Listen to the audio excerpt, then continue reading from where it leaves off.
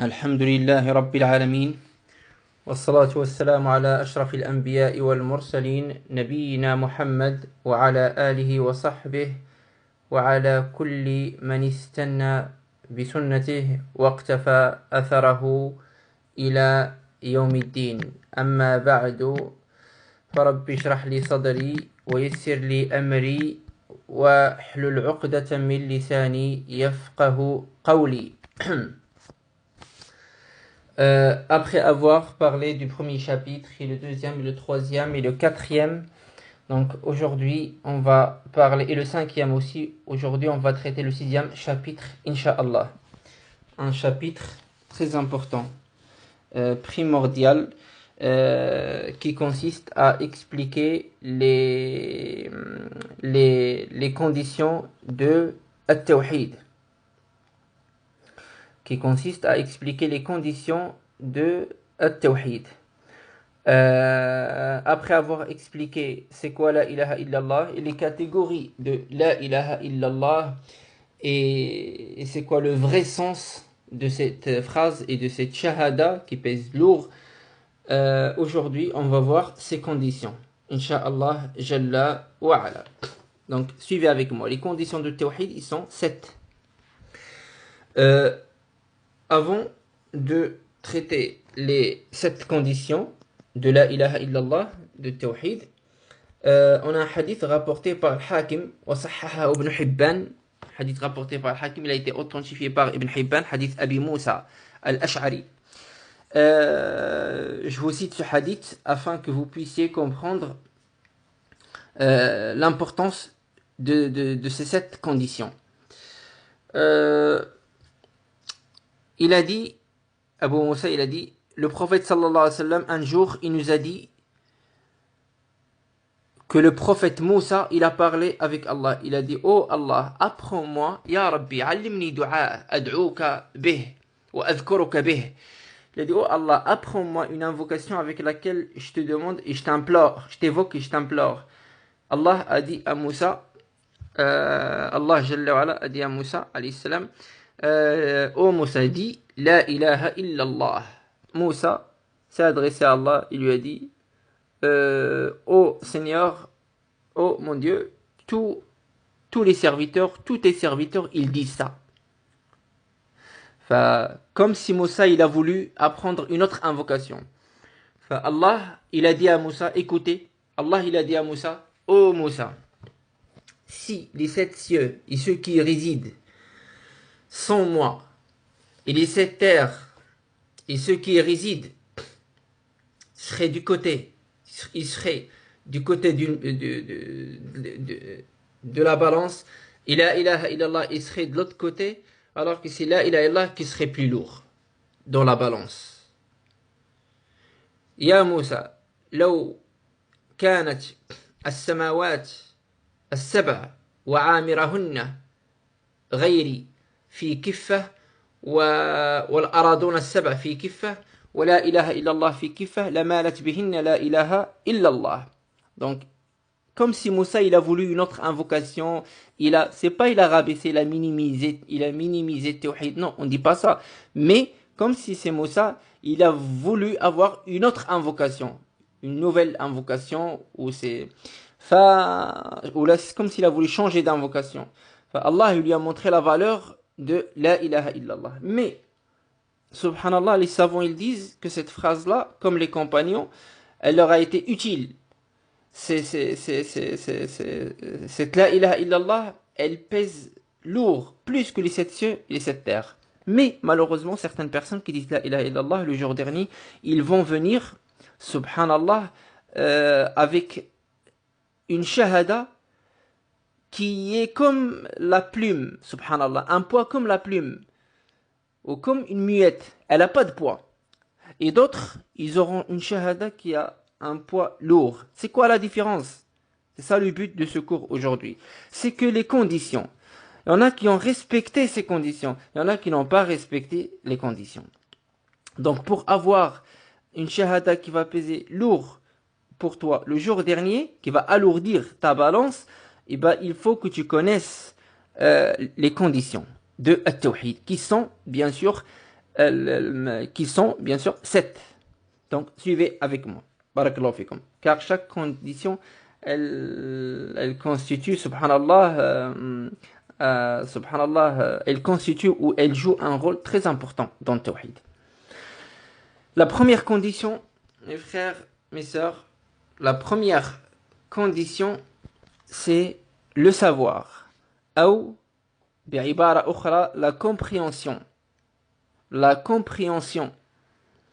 Ça veut dire quoi la compréhension? Ça veut dire la première chose pour que tawhid il soit lourd dans ta balance le jour dernier et pour alourdir ton saut de hasanat le jour dernier, ta balance de hasanat, c'est que il faut que tu saches la signification de tawhid, de la ilaha illallah. C'est impossible de trouver quelqu'un maintenant qui adore Allah comme ça sans qu'il étudie le sens de la ilaha illallah et subhanallah, il a la foi complète ou subhanallah, c'est quelqu'un qui se rapproche d'Allah subhanahu wa ta'ala avec motivation et qui c'est impossible. Donc pour que tu te rapproches d'Allah Jalla wa ala et pour que la ilaha illallah elle peut être utile le jour dernier dans ta balance, ta première condition, il faut que tu saches la signification de la ilaha illallah. Car les ulama, ils disent comment tu attestes d'une chose que tu ignores. Comment tu témoignes d'une chose que tu connais même pas. Subhanallah. Et c'est vrai, la plupart des gens parmi nous, c'est qu'ils disent la ilaha illallah traditionnellement. Par contre, les compagnons, ils ont, subhanallah, fait un effort. Ils ont cherché. Ils étaient convaincus. Ils ont compris.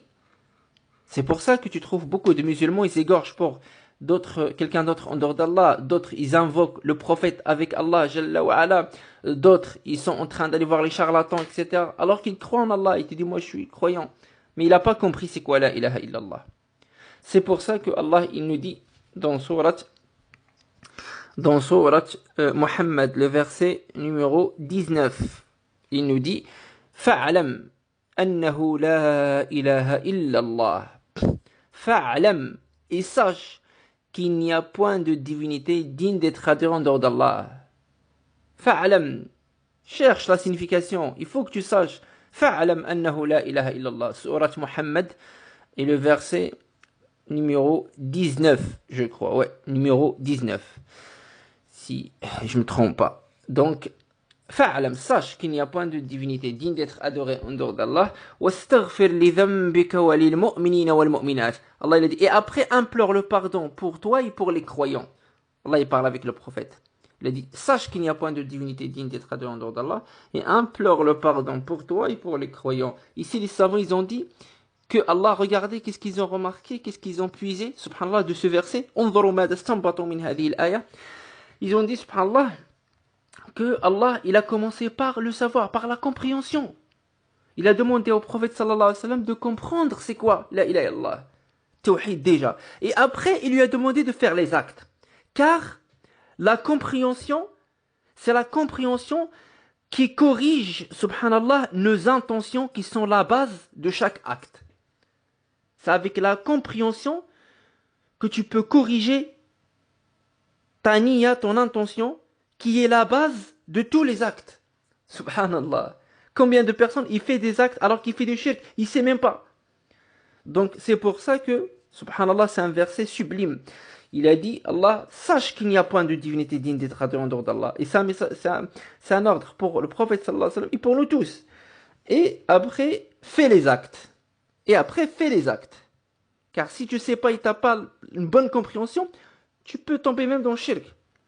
Tu peux confondre tawhid avec shirk. Donc c'est un élément très important. Et toujours, Allah il nous dit ça dans le Coran. Il dit, قُلْ هَلْ يَسْتَوِي الَّذِينَ يَعْلَمُونَ وَالَّذِينَ لَا يَعْلَمُونَ إِنَّمَا يَتَذَكَّرُ أُولُو الْأَلْبَابِ. Allah il a dit dans Surat Zumar, les groupes, il a dit dans la deuxième page, tout en bas, il a dit, oh, dit, ceux qui connaissent et ceux qui connaissent pas sont-ils égaux?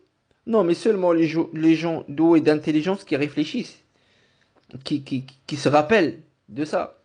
Allah subhanahu wa ta'ala, il a dit dans Surat al-Baqarah, dans la première page, il a dit dans la première page, et la deuxième page, non, dans la troisième page, il a dit subhanahu wa ta'ala au milieu, il a dit فَأَمَّا الَّذِينَ آمَنُوا فَيَعْلَمُونَ أَنَّهُ الْحَقُّ مِنْ رَبِّهِمْ. Quant aux croyants, ils savent très bien, ils connaissent que ça c'est la vérité, que le haqq, le tawhid et l'islam, c'est une vérité. Ils ont étudié, ils savent, ils ont compris la signification. فَأَمَّا الَّذِينَ آمَنُوا فَيَعْلَمُونَ أَنَّهُ الْحَقُّ مِنْ رَبِّهِمْ. Ils savent qu'il s'agit de la vérité qui leur vient de la part de leur Seigneur. Donc la première, mes frères, la première condition, c'est la compréhension de la ilaha illallah.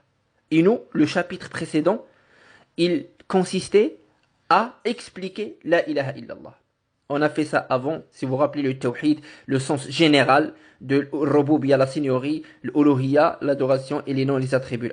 Et après on a donné le sens précis, particulier, c'est que la ilaha illallah, ça veut dire digne d'être adoré, en dehors d'Allah, Jalla wa ala.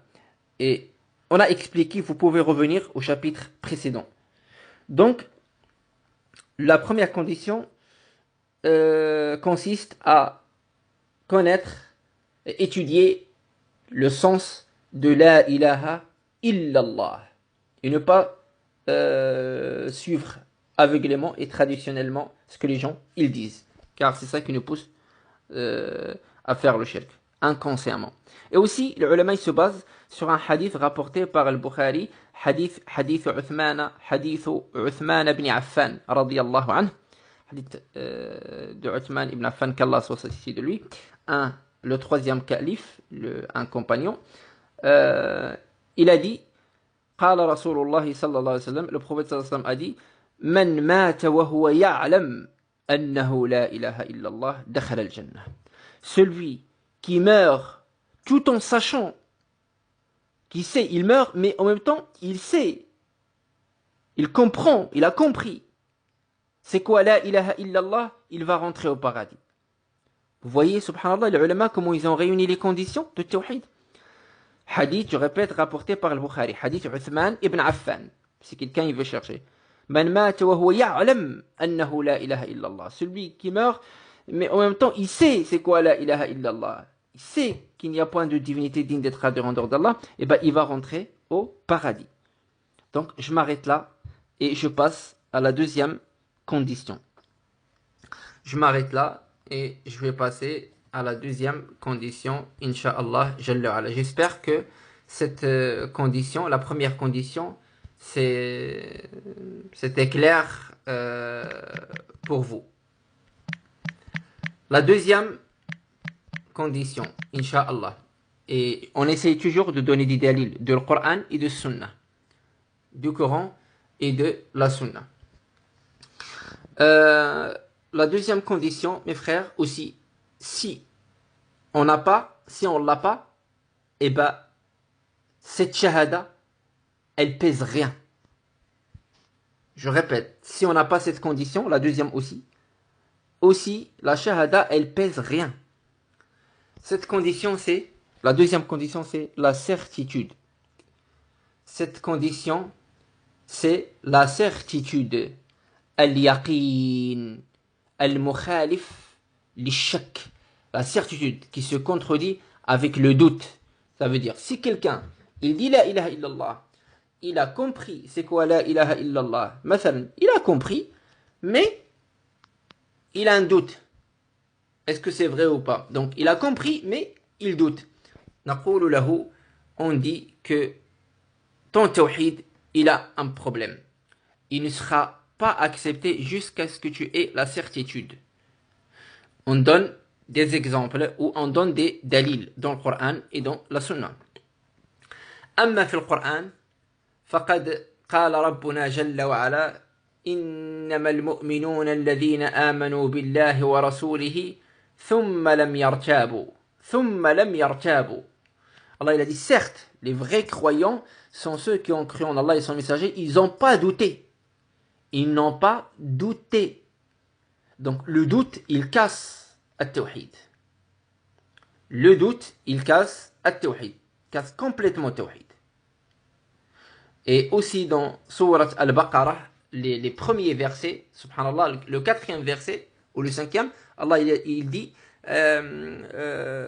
subhanallah, Allah il a dit Ulaika humul wa ma unzila min qablika الذين يؤمنون بما أنزل إليك وما أنزل من قبلك وبالآخرة هم يوقنون أولئك على هدى من ربهم وأولئك هم المفلحون.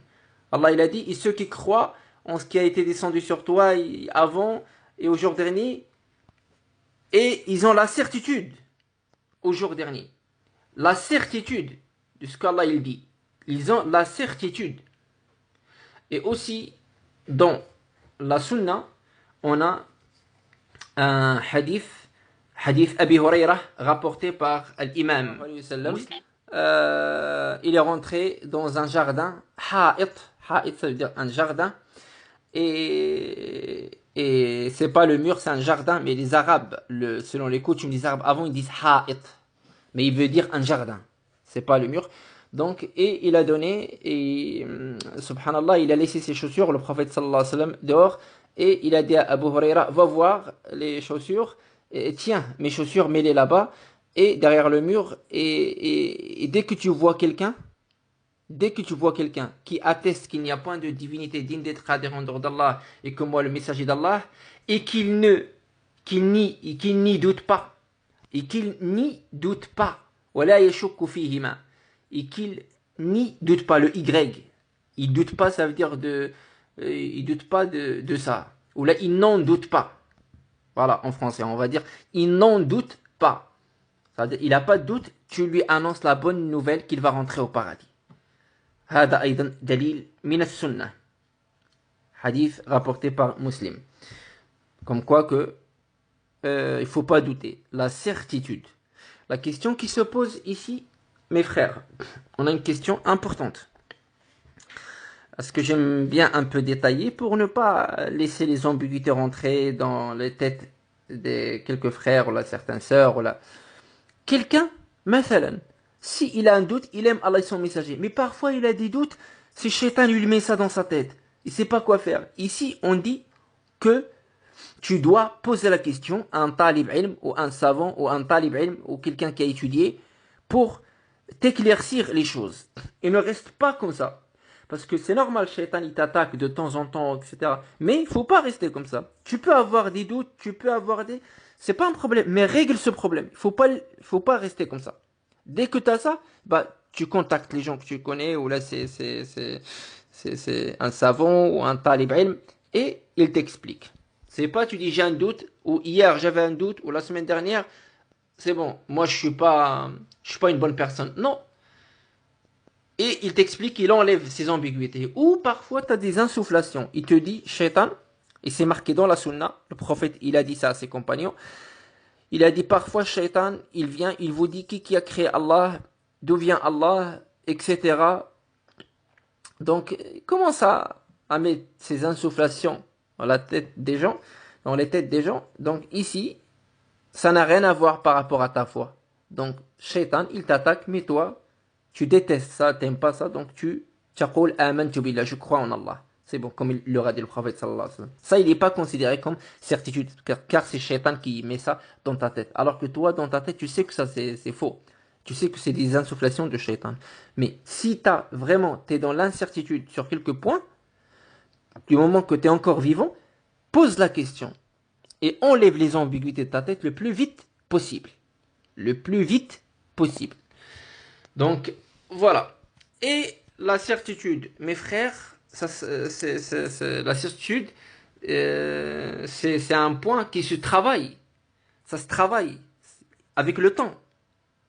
Tu ne peux pas trouver quelqu'un comme ça le premier jour, il a une certitude à 100% ferme, un très haut niveau de certitude. Non, la certitude, on le trouve où? C'est dans le Coran, dans les versets coraniques, quand tu lis et tu médites.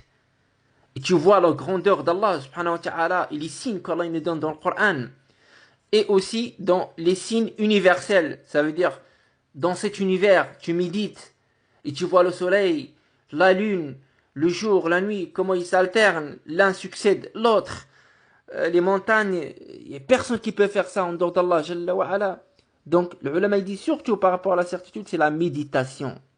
sur les signes d'Allah coraniques qui sont écrits dans le Coran ou les signes universels. Ils sont deux, subhanallah, pour augmenter ta foi et ta certitude en Allah, Jalla wa Ala. Donc, ça, c'est la troisième, c'est la deuxième condition. La troisième condition, mes frères, la troisième condition. La troisième condition, c'est l'orgueil. L'orgueil. Le fait de s'enfler d'orgueil et ne pas accepter la religion. Par orgueil, je dis. Comment ça? Ça veut dire, on peut trouver quelqu'un, مثلا, qui connaît la signification et qui a la certitude, mais il s'enfle d'orgueil. Il connaît le haqq, il a la certitude, mais par orgueil, il n'accepte pas. Comme ce que vous avez entendu, il y a des écrivains, ils écrivent que le prophète sallam c'est la meilleure personne, etc. dans l'humanité, c'est lui qui a fait le plus de choses, c'est lui qui a des écrivains, des gens occidentaux qui écrivent ça, et ils suivent pas la sunna du prophète sallallahu alayhi wa sallam. Ils croient pas en lui. Mathalan, et ils croient pas au tawhid.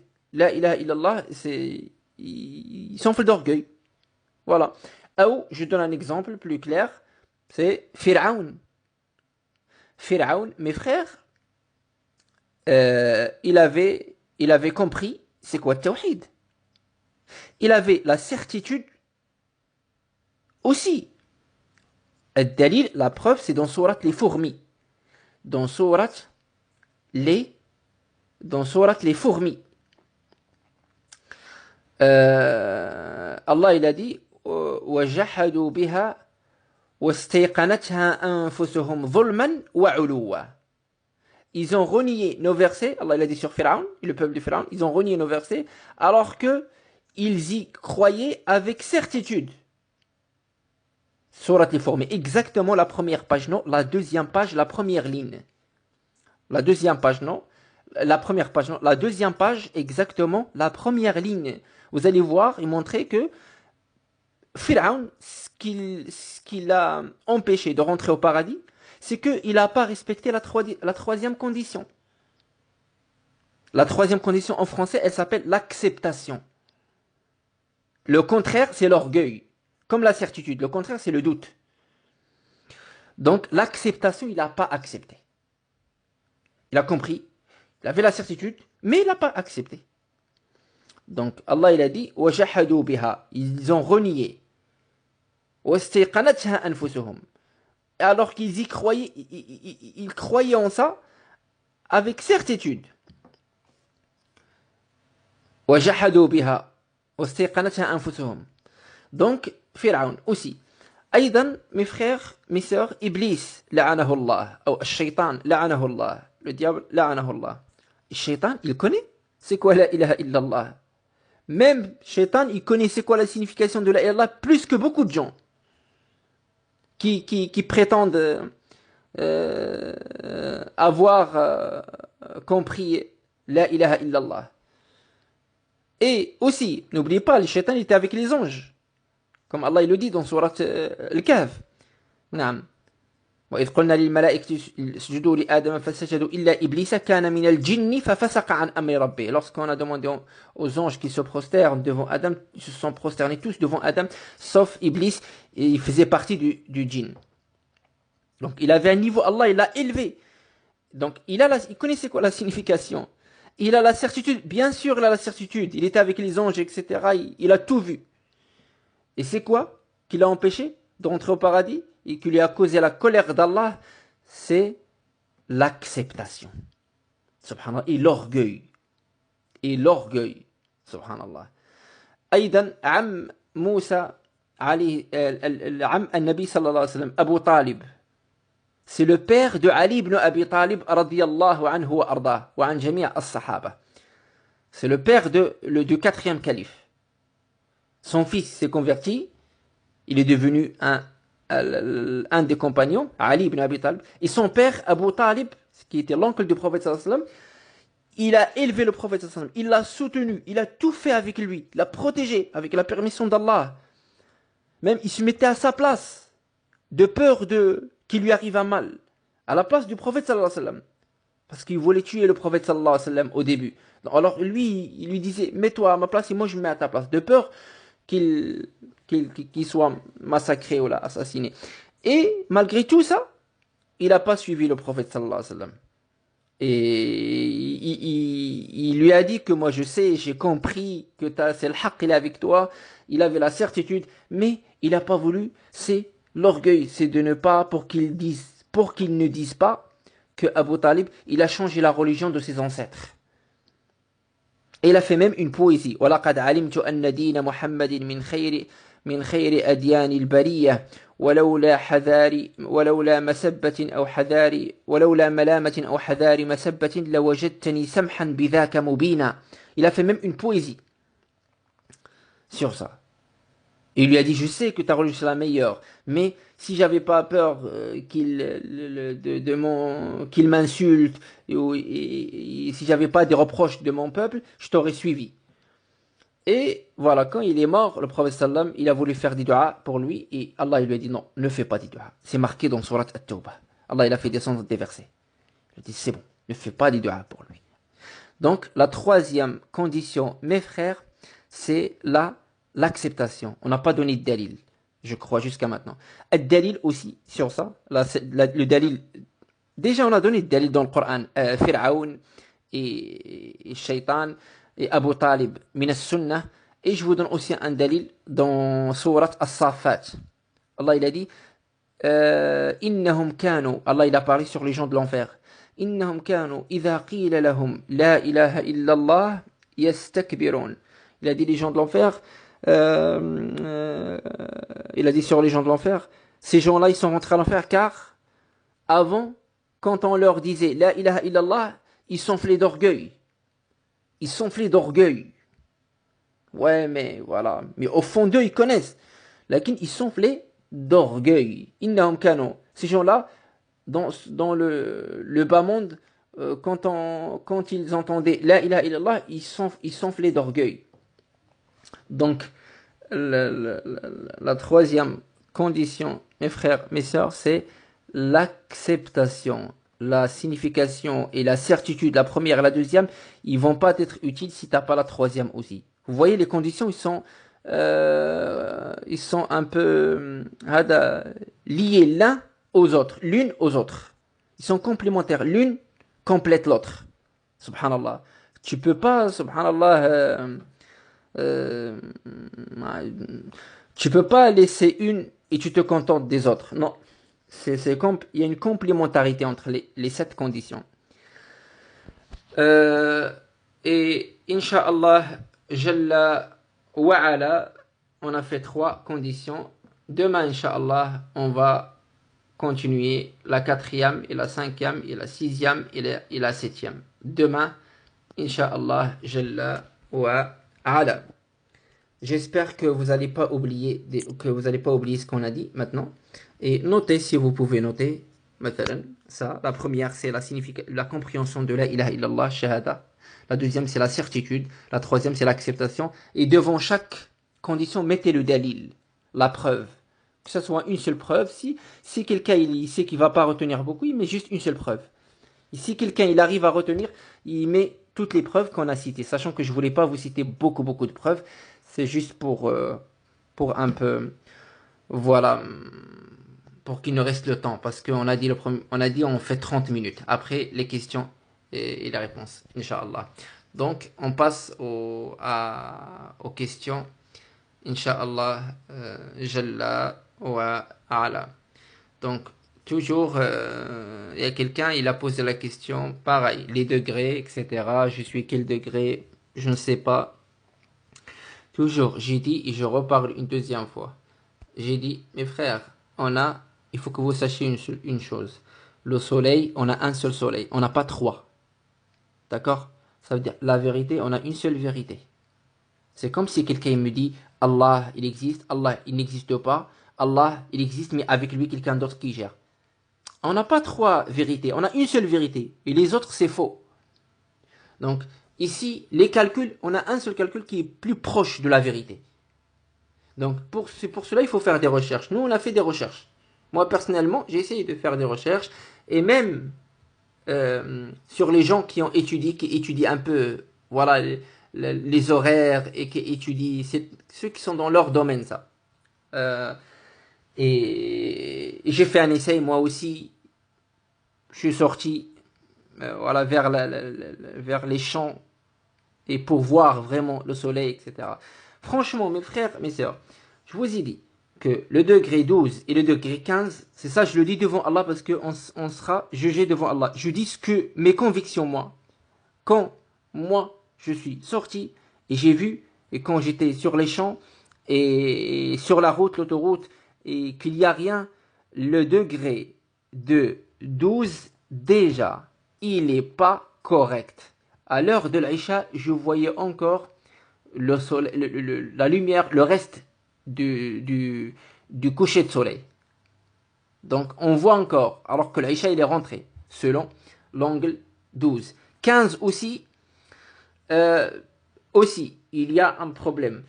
J'ai envoyé mes élèves, un de mes élèves aussi, dans un endroit là où il y a des montagnes. Il est monté et ils ont fait avec 18, ils ont trouvé que le 18 c'est le plus proche. Moi aussi, j'ai lu des livres qui parlent de ça et des gens qui ont étudié ça et qui sont spécialisés dans les calculs, etc. Et ils habitent pas ici en Europe et ils ont fait, subhanallah, des recherches et ils ont dit pareil. Ils ont dit le degré 18, c'est le plus proche.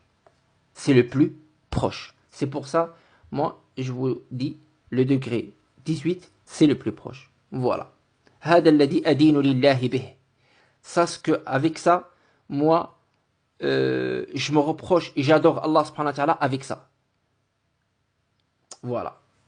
Donc, voilà. Et si quelqu'un un jour il veut faire, il veut essayer, bah qu'il essaye, qu'il regarde l'heure de l'Aïcha, mathalan, le degré 12 ou 15, il monte sur une colline et à l'heure de l'Aïcha, il va voir, selon le degré 12, il voit sur l'horizon, il va voir un peu le rouge, le reste du soleil. Encore, ça veut dire encore le temps de le Maghreb. Et beaucoup malheureusement, il prit l'Aïcha à cette heure-là. Donc, 18, non, tu verras rien. Donc, c'est le 18 le plus proche. Wallahu ta'ala adra wa a'lam. Barakallahu fikum. Wa sallallahu wa sallam ala nabiyyina Muhammad wa ala alihi wa sahbihi. وآخر دعوانا أن الحمد لله رب العالمين.